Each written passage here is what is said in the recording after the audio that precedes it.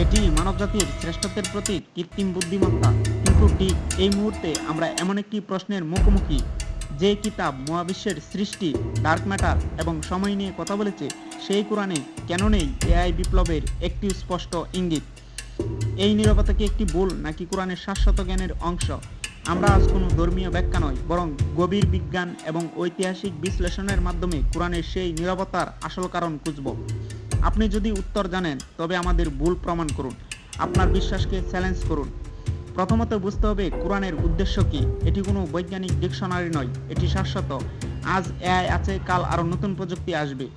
কোরআন নীতিগতভাবে জ্ঞানার্জন, বিবেক এবং ক্ষমতা, এই তিনটি মৌলিক মানবীয় দিক নিয়ে কথা বলেছে।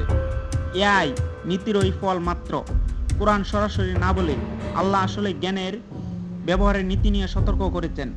দ্বিতীয় কারণটি আরও গভীর, সৃষ্টি এবং অনুকরণের মৌলিক পার্থক্য। আল্লাহ কোরআনে মানুষকে খলিফা হিসাবে সৃষ্টি করেছেন। এআই হলো মানুষের বুদ্ধিমত্তার অনুকরণ মাত্র। এর কোনো আত্মা বা রূহ নেই। এআই এর কোনো স্বাধীন ইচ্ছা নেই। তাই কোরআন এমন কোনো সৃষ্টিকে সরাসরি উল্লেখ করেনি যা কেবল মানুষের বুদ্ধিমত্তার অনুকরণ। এটি কেবল মানুষের জ্ঞানের ব্যবহারের সীমা নির্দেশ করে। তাহলে কি কোনো পরোক্ষ ইঙ্গিত নেই? কোরআন ও হাদিস কিয়ামতের কিছু পূর্বাভাসের কথা বলেছে।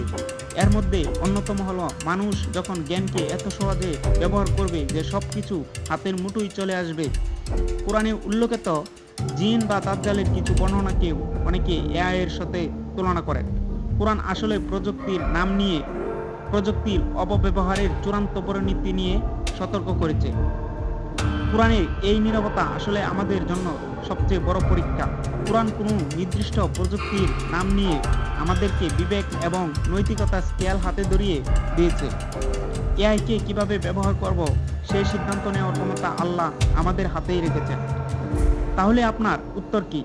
যে কিতাব সবকিছু আছে, সেখানেই কেন এআই এর উল্লেখ নেই? আপনি যদি এই তিন কারণে ভুল প্রমাণ করতে পারেন, কমেন্ট বক্সে আপনার যুক্তি দিন। আপনার উত্তরের অপেক্ষায়। ধন্যবাদ।